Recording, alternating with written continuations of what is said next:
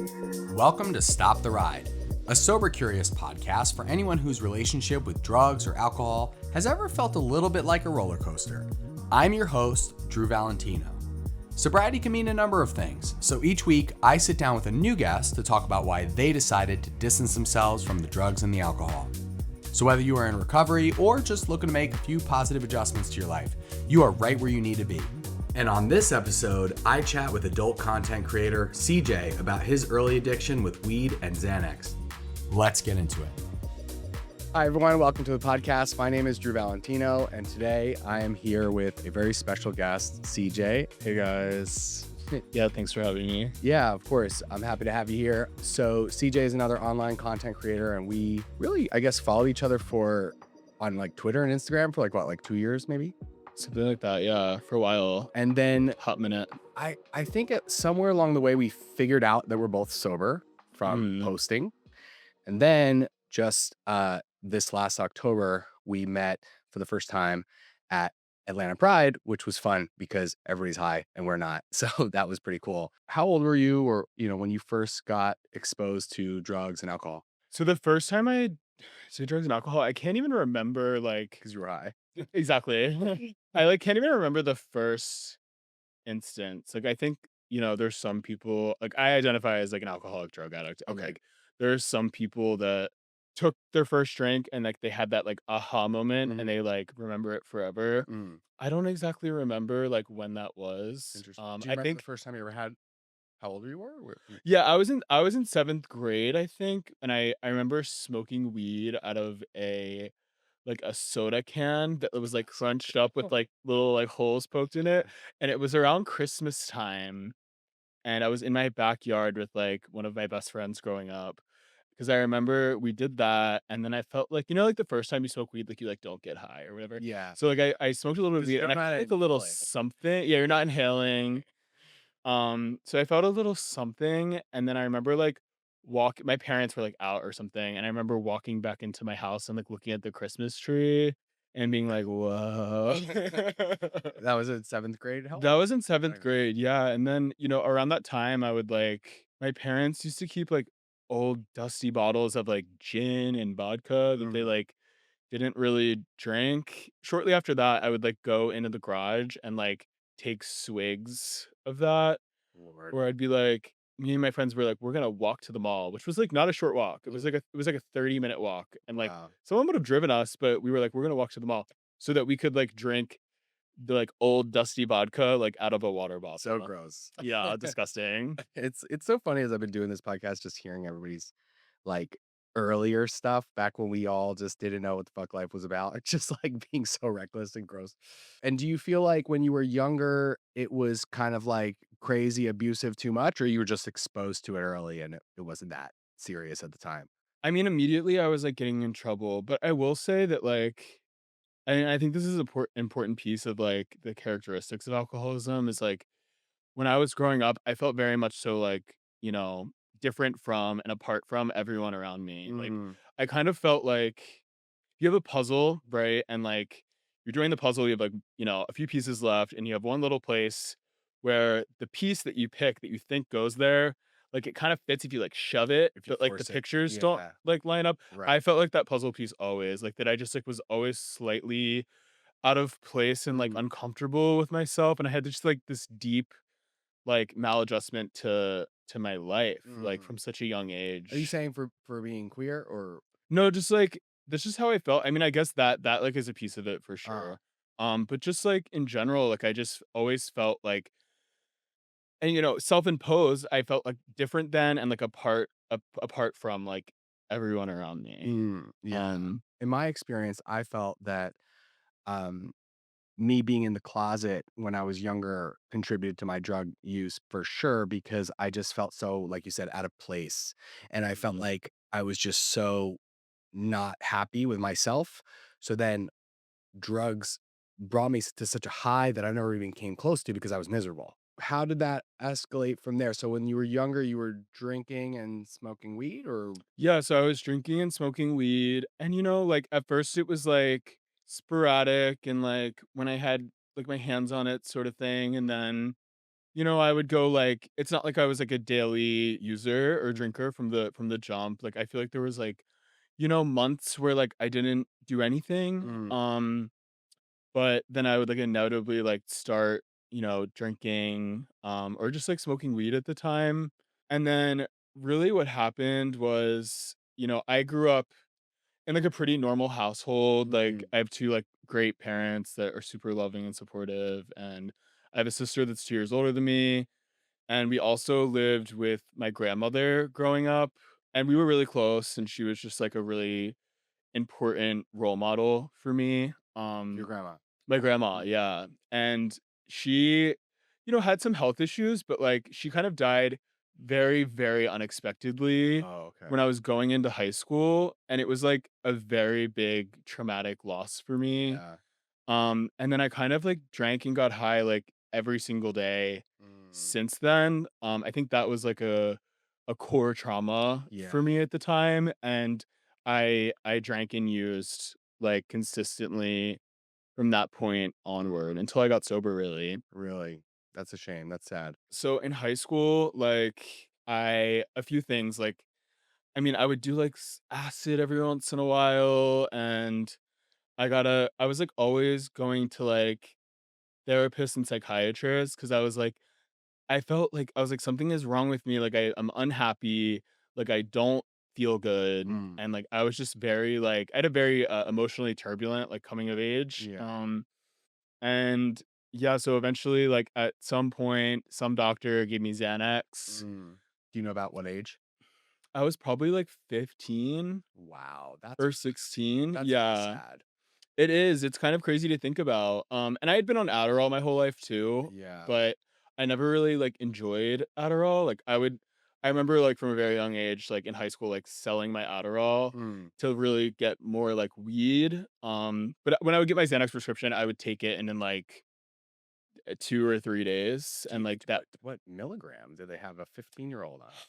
I think it was, like, 0.25, and I would get, like, 30 of them or something at that point. Okay, So, that is a low dose. it's a low dose Just for just wondering I sure. wonder if they would even prescribe how easy it would be to give a 15-year-old Xanax now, because that was quite a Yeah. while ago, so I'm curious now if Yeah, so I'm hopefully they're 27, so that was, like, I guess, like, 12-ish years ago, I and would I feel like hope they it's gonna probably get have things yeah. on lock these days, but, like, yeah, I mean, and I don't really fault the doctor because I think I was, like, seeking that out, Mhm, mhm. like, I knew what it was, and I was like, "I'm gonna get it." I was Because very because manipulative a in that high, way. like, you saw it as a high or Yeah, like, and, I listened to, like I grew up listening to a lot of, like, Young Thug and, like, Future and, like, stuff like that, and I was like, "Pills are cool, right. and I wanna be cool."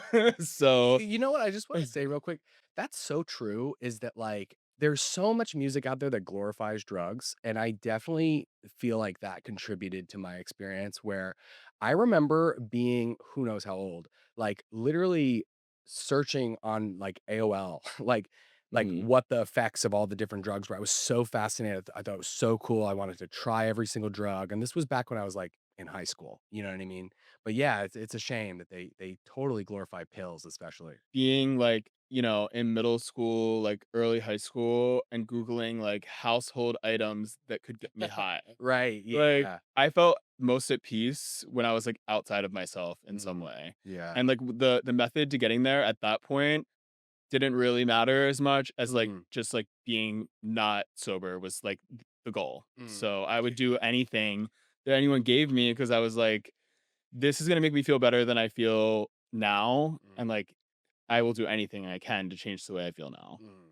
And Yeah. I think that's a common theme in just all of society where, like, okay, especially being in the party scene as somebody that used to do all the drugs, and now I still go, but I don't do the drugs, and I just Mhm. witness what's around me, and not in a judgy way, but it's just become like, hyper, like, apparent to me how people just are not comfortable being sober. People are not comfortable to just feel how they're supposed to feel. No judgment, because like, that is me. Like, Mm, that is yeah. me through and through, and it took a lot of work to, like, get to a place where I can, at times, like, feel comfortable just being sober. Mm, It waxes and wanes. It's like it's dependent on how much work I'm willing to do Yeah. to maintain, like, you know, my peace or whatever. There's some Instagram person that goes around interviewing people with a mic, and he just always asks the same question, at least I've seen, like, "What's the hardest substance you've taken and why?"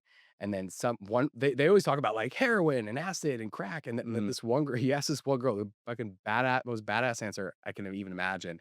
He says, "What's the hardest substance you ever taken and why?" And she just looks at the camera and goes, "Reality." What's harder than just, like, feeling life or whatever for what it is or whatever, something like that. And it was just like, wow, that was fucking deep. No, It's so that's so true. real. That's so real. Shout out to There whoever is said that. seriously, like, there is nothing more challenging than just, like, rolling with it Right, raw dog and and life. not rolling. Right. Not rolling.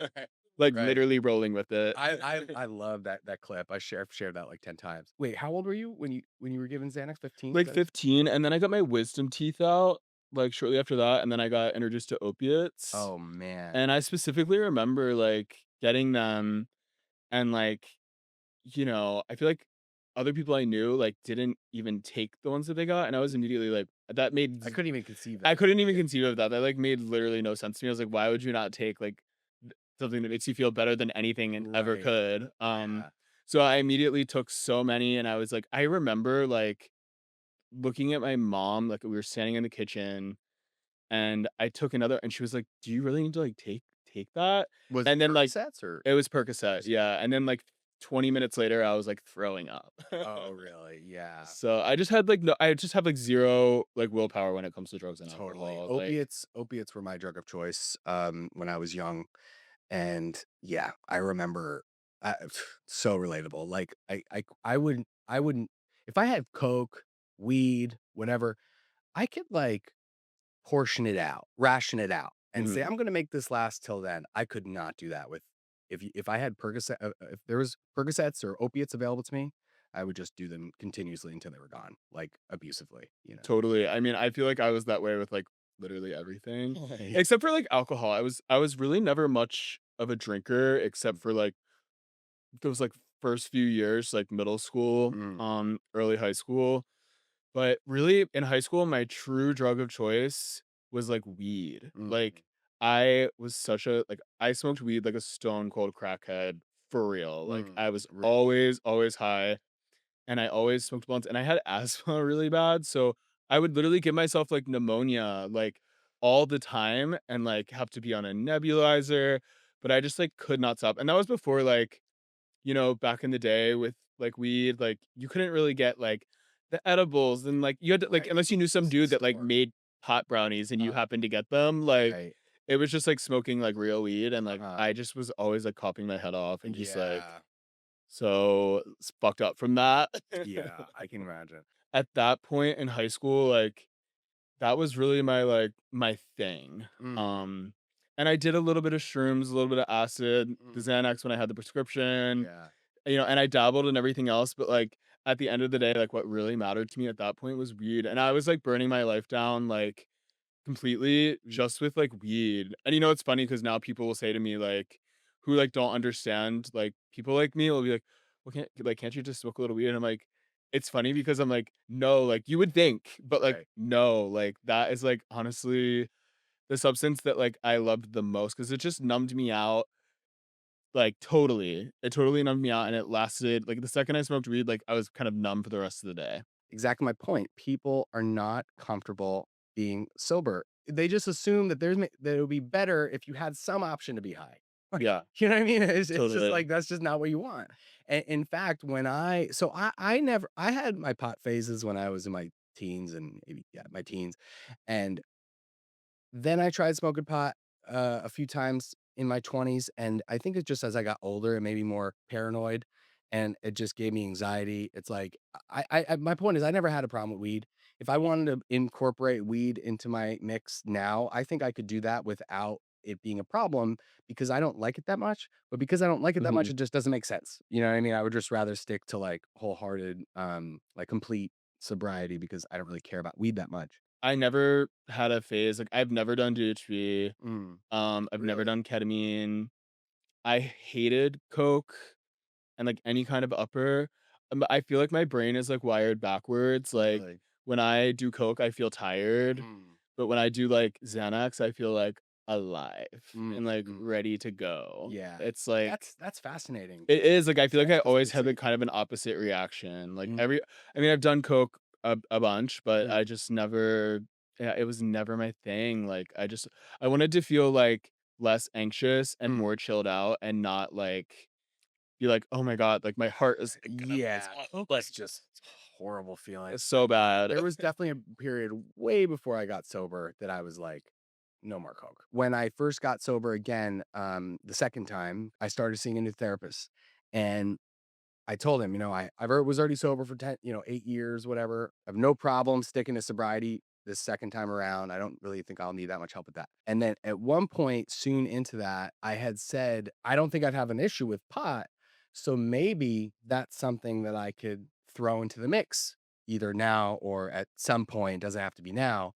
And he said, you're just dealing with a lot of change right now. And you're going from this like life of partying to sobriety, and it's like, he said, "I don't disagree with you that weed could work, but, like, just not now." Like, there's just if you're trying to be sober, even if you don't have a problem with it, there's just no reason for you to introduce that into your life right now, and maybe we could revisit it in a year or so, or don't put a number on it, but just maybe later after you figure this out, and then a year goes by, and I was like, "Yeah, I'm good. I don't really wanna do that," you know? I mean, the way I look at, like, all substances for me Mm, is, like, if I wanna do any substance, no matter what the substance is, it's, like, whether I've had a problem with it or not, or tried it or not, it's, like, it's a me problem that I mm, have, you know? yeah, It's the fact that, like, I'm not okay with who I am yeah. and, like, how I feel, so any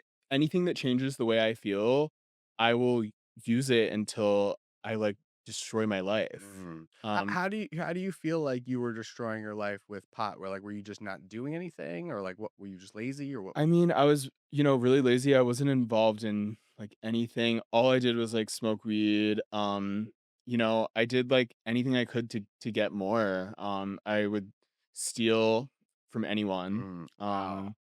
I do literally anything. I mean, sex work, like all sorts of things that like I had no business being involved in at my like At that age. at that age Yeah, especially. yeah, yeah. I mean, I would just do anything, and like, and then I would smoke weed and forget about it, Mm. like, and that was just like my cycle. What you're describing sounds like you might as well have been on meth or heroin. Like that. Yeah, Yeah, like, I've never heard literally. somebody talk about that, like, with weed, but that's interesting. Yeah, no, I mean, I might as well have been, honestly, because like that was my behavior would reflect that Uh, I was on heroin or, mm, something else. So eventually I got in some trouble, mm, and um this was like I went to college for like 1 year, mm. and then they kindly asked me to never return on the property. Oh my god. Because I had like stolen some stuff and like Colleges tell me that. yeah, I hate when they tell me that. They're like, "Please don't come back to the school or the property Right. or we will arrest you That's again." funny. So yeah, I was asked to not return. I mean, it's like really fucked up, but like what I did was I like robbed a bunch of like dorms in the building I was living in, and I would like steal people's like textbooks, and I would like sell them back to the school just to like Wow. get like more of what I needed And it to be was to get okay. weed? It was to get weed, and I mean to get like, whatever else I was like wrapped up in at the time. Like I did like a lot of like hallucinogens and Mm, just like anything I could get my hands on really. Like at this point I was doing opiates pretty frequently, mm, but I didn't really have like a physical habit yet. mm. But yeah, I was just stealing anything I could to like get whatever I could, Yeah. really. By the way, how did you get caught with this college? Oh, it's this like whole convoluted Oh, story. yeah. I got an underage when I was like at this like swimming spot that everyone used to go to. And then I had like something I like left my backpack there because I think it had like drugs in it. And then there was like a speaker in it too.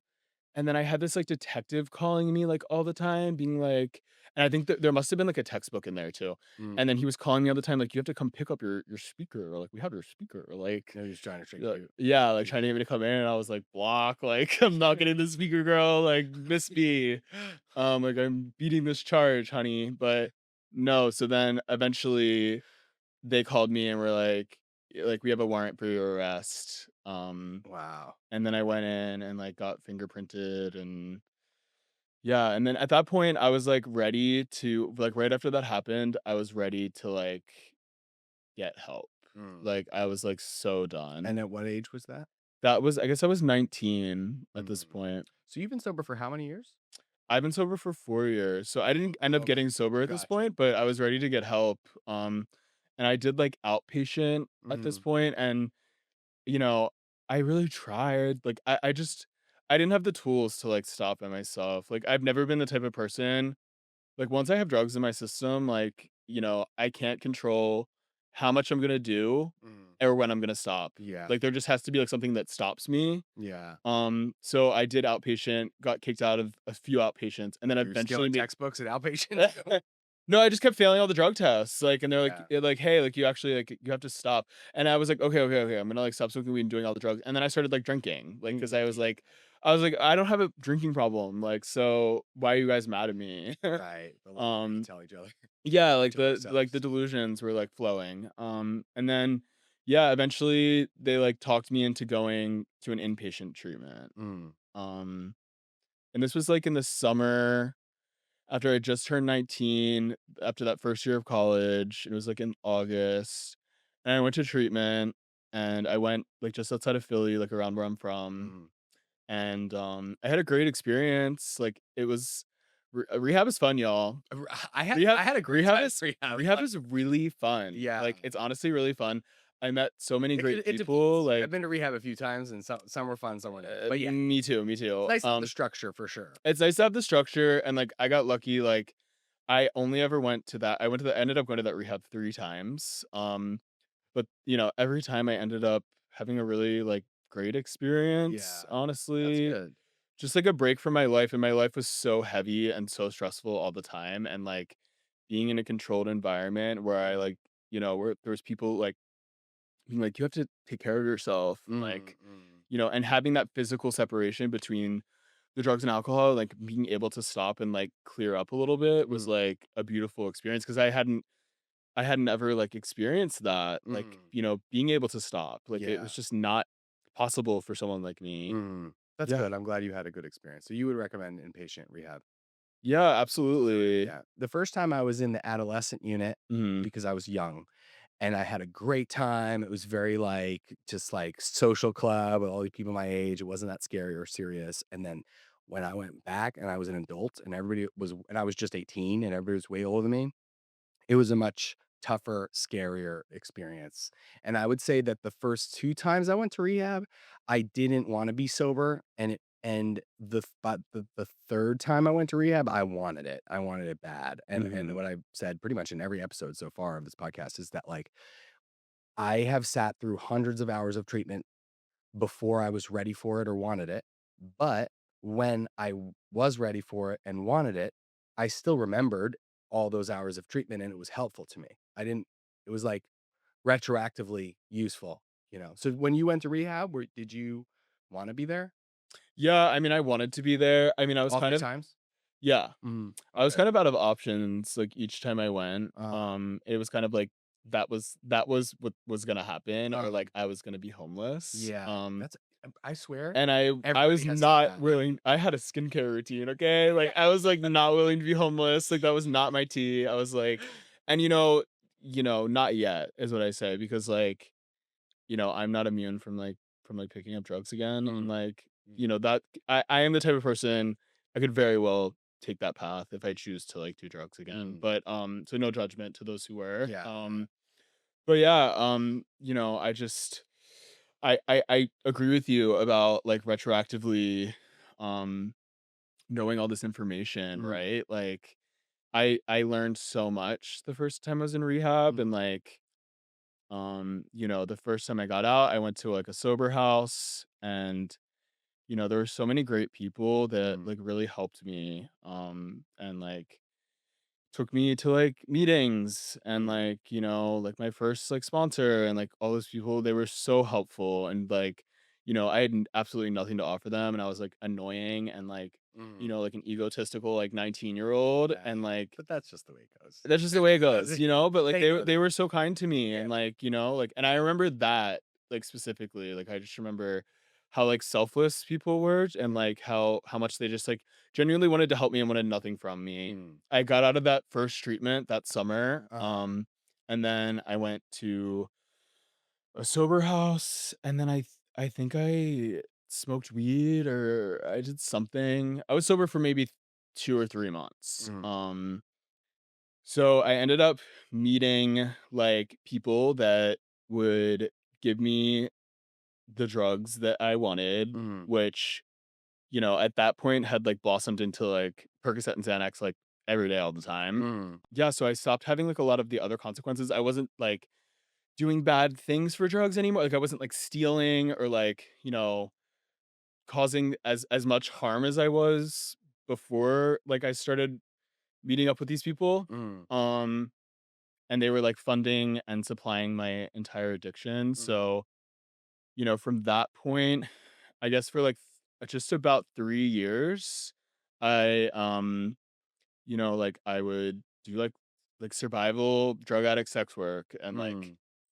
have sex and get the drugs I needed, and like get whatever money I needed to like put gas in the car mm. and like the car the cars that I would have scary, Yeah. scary. I would have like a 2000 I had this like 2005 Nissan Sentra for the longest time and it was like a ashtray on wheels. Like it was Mm, just like yeah. oh, so bad. You could hear it coming from like blocks Yeah. away. Like it was just like a hoopty. Yeah. And I just like would swerve around in my hoopty And, and like did you smoke cigarettes?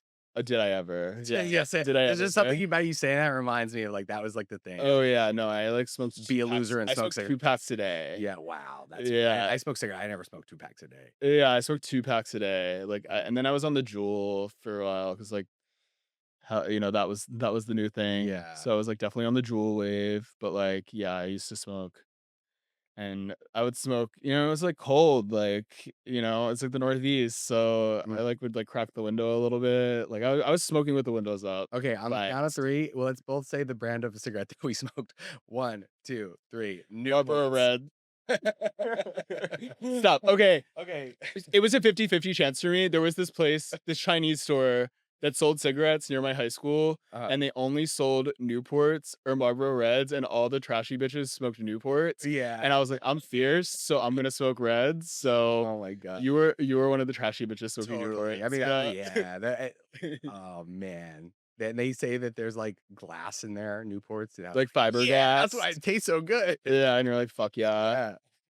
Yeah, like around where I grew up, we used to call them Cadillacs, like Newport 100s, because That's they're so funny. long. I inherited my, grandfather's, 1988 Cadillac Coupe de Ville, which is the most, like, daddy fucking car, Yeah, fuck and I yeah. loved just driving around and smoking cigarettes in that thing. I mean, he smoked cigarettes in it, but it was yeah, it was really cool.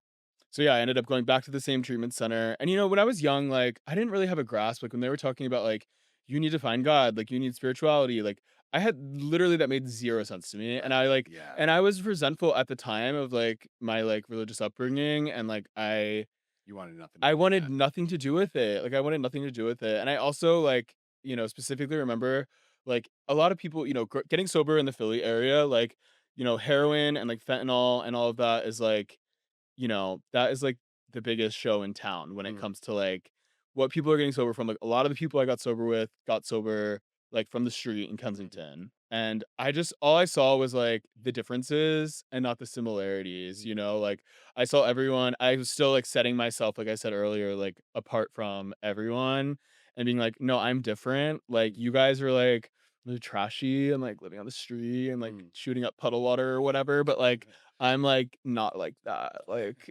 so, I was, These like, games you play. exactly, like, I was completely unable to, like, relate Mm. to those around me, like, self-imposed. Well, what made you, if you were sober for 2 months, what made you break? I had alcoholism, I say alcoholism because like of I got sober in AA. Mm. But I had addiction, alcoholism that was untreated. I think that's Mm. why, Yeah. like, for me, like not treating my addiction and alcoholism like a daily basis will lead me to like pick up. It's like Yeah. it's not a mystery looking back, like why I picked up. It was just the fact that like, I still like I was unwilling to like build any spirituality. Mm. And like the way I understand my problem today is like I just have like I have like a spiritual malady. Like I need to like have a spiritual connection with like a power greater than myself. Mm.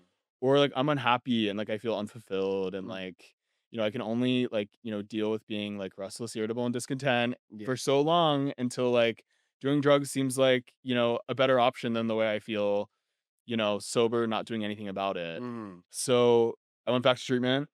And then I was there for another month, went to another sober house, Mm. and then I got kicked out of that one because not even because I didn't even relapse. What I did was like I just thought the rules like didn't apply to me. So they were like, you have to like you can't like sleep anywhere else. Like you have to sleep here and like you have to be here by like midnight or whatever. And like I met up with this man that me and a friend of mine used to like meet up with, and Mm. we would like he was like uh he was like a sugar daddy Mm. sort of figure.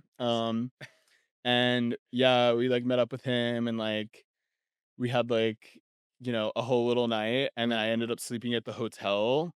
And then I showed up the next morning like egotistical as all fuck, like being like, What? just yeah, Yeah. exactly. Just being like, "What? Like, I'm back." Right. And, like, my stuff was, like, on the porch. Wow. So So you didn't do drugs. no, I didn't Just even do you didn't follow the drugs. rules. No, I didn't follow the rules because like, I never followed the rules. Like, Yeah. I just, like, wasn't my decision-making skills were poor.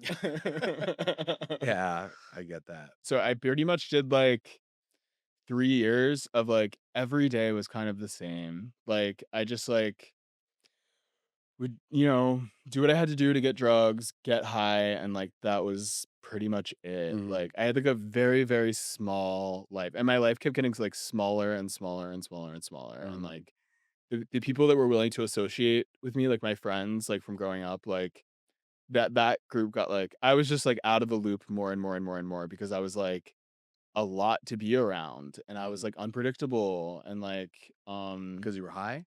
because I was high, yeah. And I was either like chatty Cathy, like, Mm. blah, blah, blah, blah, or I was, like, miserable, Yeah. and there was, like, almost no in The 2 between. stages, like the Yeah, 2 yeah, the 2 stages, 2 I was forms. either really up or really down, Yeah. and I was just, like, all over the place, so, like, no one wanted me around, obviously, because I was annoying, Mm. um, so, yeah, I just, it went on like that for, like, a long, long time, and I had figured out, like I was saying, like, a way to, like I was like, I still live with my family at that point, and Mm. I was like the way that I feel like they just, like, didn't know what the fuck to do with me, Mhm. because they were just like, "Okay, at least he's not, like, stealing from us now, like, Right. that's cool, like, but, like, we don't know how to stop him," So, like, they didn't know what to do, and, like, there was without, like, something stopping me, like, I wasn't gonna stop. Mm. Um, Eventually, what happened was, like, a family friend,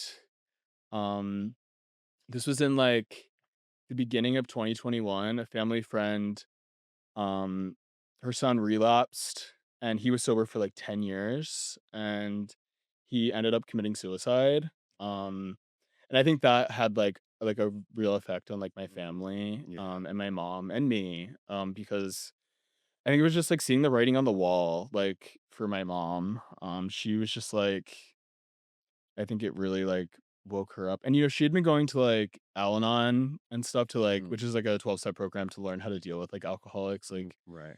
you have alcoholics and addicts in your life, so I think, after that happened, like, she kind of had the courage to, like, be like, "Hey, like, we have to do something about this." Yeah. To Um, you or to the family? to me and, like, Yeah. to the family too, I mean, like, it was, like, so obvious, but, Mhm. like, I think it was just one of those things where it was, like, very difficult for us as a family, obviously, but yeah, that was like a good that was like a catalyst to that was like the beginning of the end. Mm, And then that happened, and then there was this situation where like I went over to this guy from Grinder's house. He was a barber, and I was so fucking broke. Like I was mm, so broke all the time, and like I needed a haircut, like really bad. mm, And I was like, okay, like I can go get a haircut from this like random guy from Grinder. Like fuck yeah. So I went over there, like got a haircut or whatever, and like we get to talking and like hanging out for a little while. Come to find out he has like a lot of drugs, so I was mm, like, okay, work. And then yeah. I ended up like taking a fuck ton of Xanax, and I was, like, physically addicted to, like, Xanax and opiates at this point, but I took, like, a Mm. fuck ton of Xanax, and I, like, drove home, Oh man. which was nothing new for me, like, Yeah. I drove, like, blacked out, like, all the time, Right. but, like, I'd have 0 recollection of, like, I just remember waking up, um, I was, like, in my neighborhood, like, crashed into a fence, like, waking out to, like, a cop, like, knocking on the window, Mm, um, and I somehow didn't get a DUI, that's which wild. which is amazing because I was, like, so, like, lucid when I was, like, on Xanax, like, somehow and they breathalyzed me and, like, I It was didn't Xanax. it was Xanax, so, like, so it didn't show up, but, like, they just kind of Drugs okay, are so, like, different back a then. piece of that was, um, when you do Xanax and opiates and you smoke a lot of cigarettes and you sleep poorly and you don't Mm, really eat and, like, you have a lot of caffeine. Your heart is like, "What the fuck are you doing?" yeah. So I would have AFib episodes where like AFib? yeah, it's like when your heart goes into an irregular rhythm. Mm, And basically what would happen was like when I was, my heart was like really stressed the fuck out. mm, I would like pass out and basically have like what looked like seizures, and this was happening like all the time. mm. So I kind of just like, and I convinced everyone that I had a cardiac issue. That like, when it would actually just like be me and the doctor, Uh, like in the ER, they'd be like, "Hey, like we saw everything that's in your system. Like that's what, causes this. Like you might want to like, cut back on mm. doing that." And I'd be like, "Yeah, yeah, yeah, yeah, yeah." And then I'd be like, "HIPAA, HIPAA, HIPAA." And my family would come in and I'd be like, "I have a cardiac defect."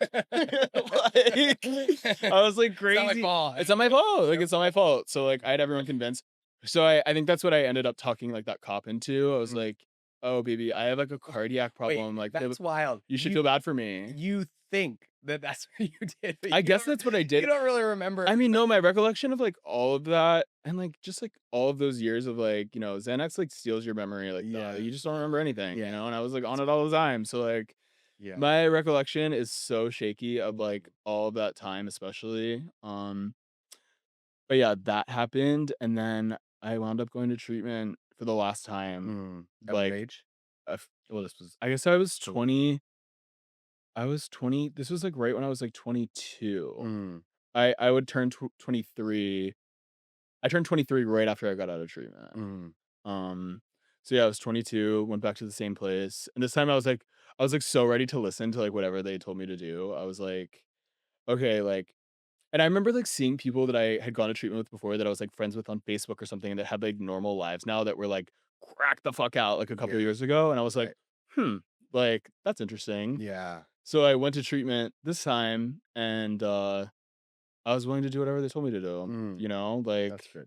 I was just like they were like, "Jump." I was like, "How high?" Right. And They're like, then "No, no, no, don't not high. Don't get they're like, high." "You should try praying." And I was like, "Okay." Uh, And like I did. And like for me at that point in my life, like I just had like an immediate connection, and that was kind of like the missing piece mm, for me. that's I didn't have like an reassuring. ego left, Yeah. because like I had like been robbed of all dignity like Mm, over and over and over and over again. yeah, So like that happens. being like, 19 and like cocky and thinking you know it all, like that attitude was like kind of gone. Mm, And I was kind of like, okay, like yeah, my life is really fucked up and like I hate it. mhm, And I really want to change it like yeah. so bad. And I was willing to do anything. So wait, the turning point for you was the cop incident and the friend that passed away? Yeah, Like, it was around the same they time? were around the same time. Yeah. Yeah, it was like all within like I don't know, like a month or two.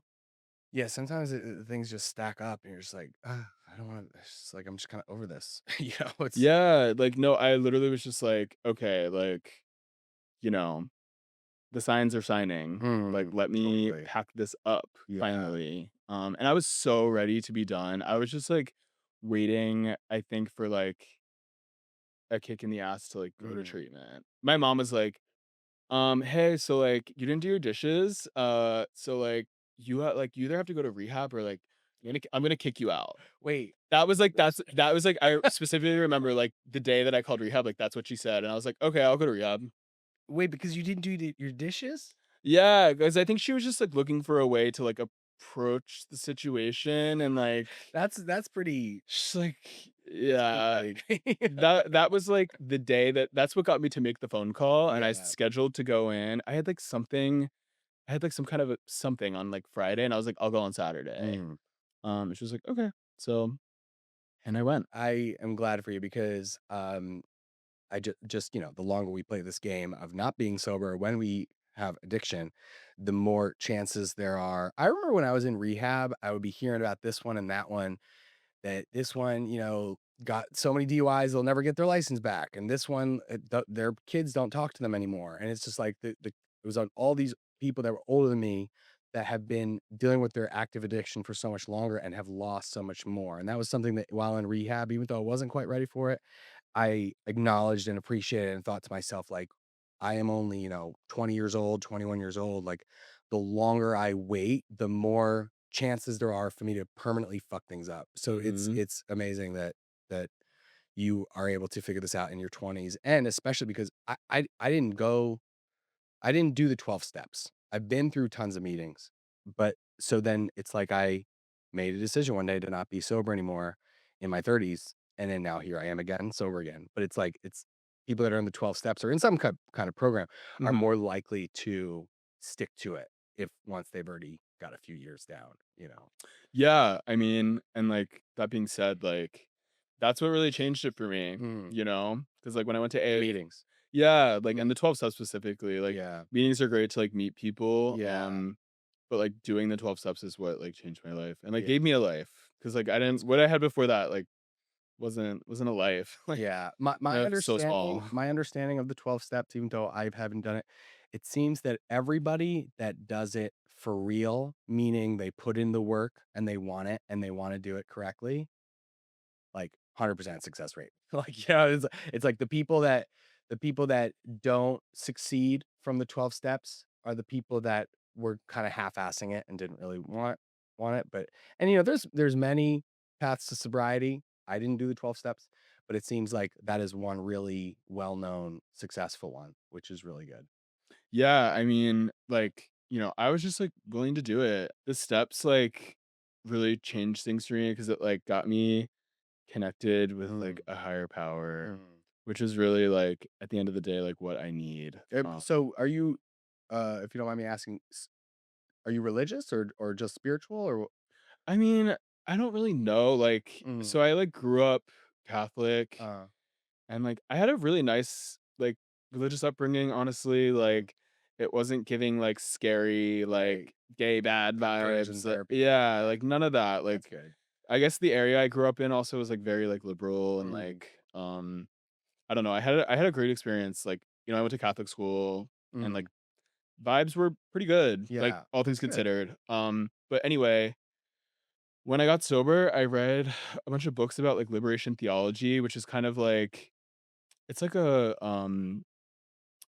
South American version of Catholicism Mm, that, like, was very much so focused on, like, like, Jesus wants to, like, help, like, poor people and, like, mm. Jesus hung out with, like, whores and prostitutes and things like Yeah, that, like, interesting. and it was, like, more, like, really, like, back to, like, what the reality Uh, of, like, what they're trying to teach, I guess, mm, like, really is, and that really resonated with me, and I think it helped, like, melt away, like, a lot of the, like, resentment I had at the mm. time against, like, the Religion. religion I grew up with, and I wouldn't say I'm like, I'm not like a practicing Catholic now, but like I was able to tap back into that framework because it was already familiar to Mm. me to like get connected to like a higher power. Yeah, I like that. Yeah.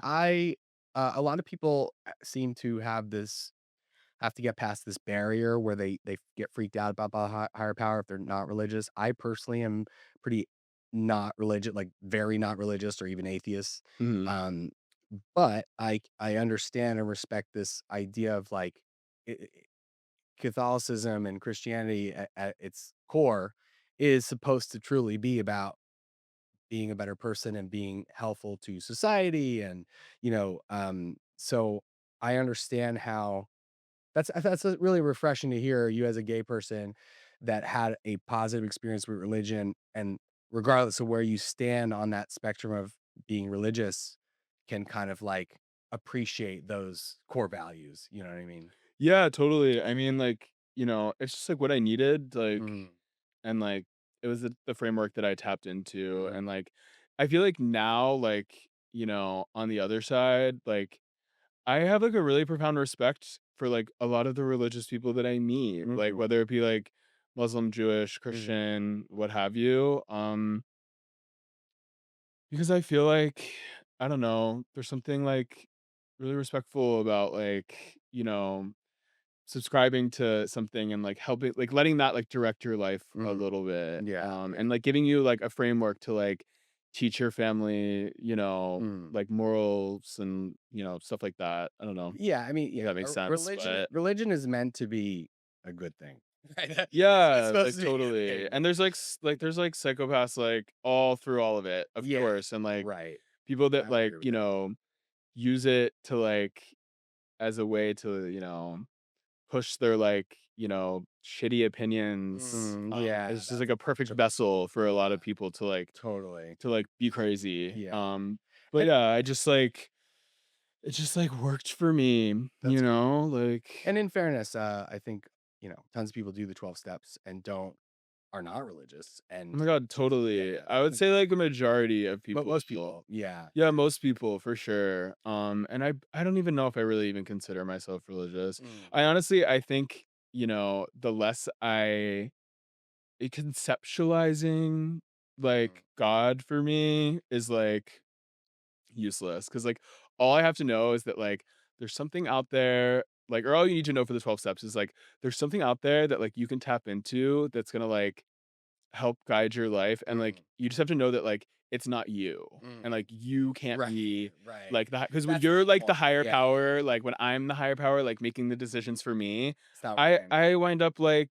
like doing bad stuff and like Right. getting high and like ruining my life. Right. So like I just needed, and at first like, and this is what a lot of people like in AA do is like they'll use like God as an acronym and as like group of drunks. So like they'll Mm, be like, my higher power is like AA. Like mm. these people like know what they're doing. Group They of know how to drunks. they know how to stay sober, That's and like maybe I can just like listen to the suggestions that they give me, yeah.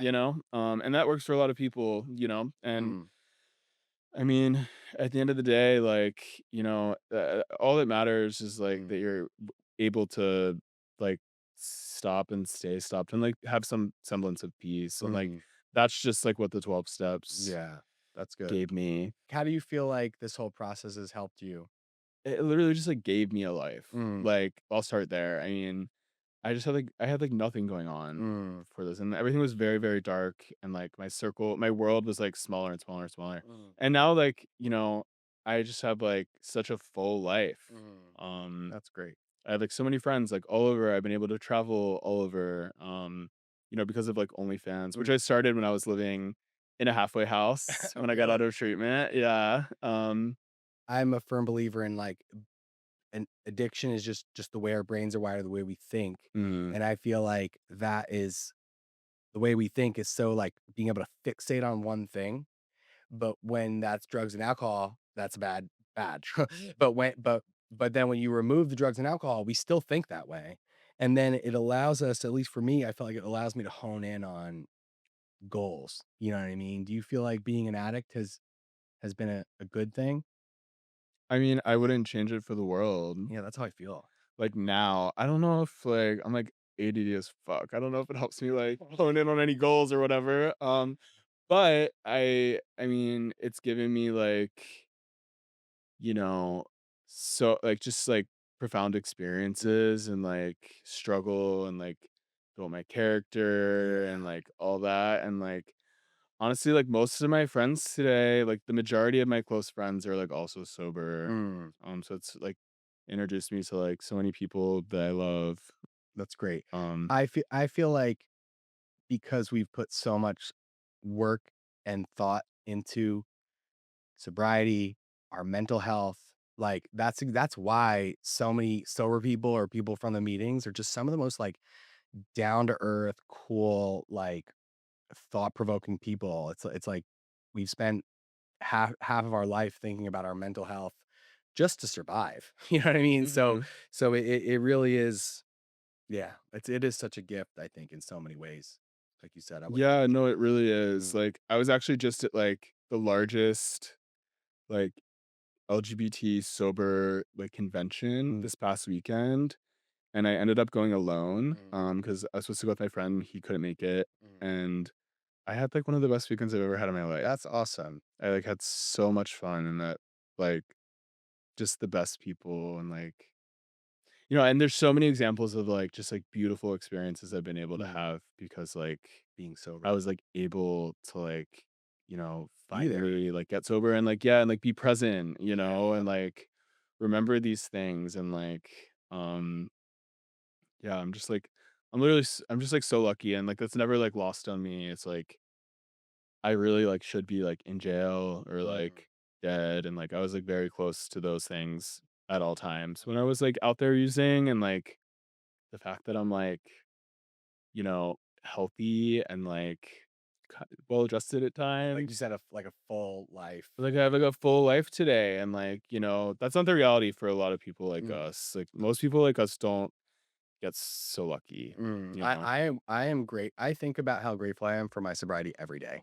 Every single day. At one point it just hits me where I'm like, thank God. Like I'll be stressed or like have a bad day and think to myself, like, I used to add drugs to this. Like that's like I can't even Yeah. imagine.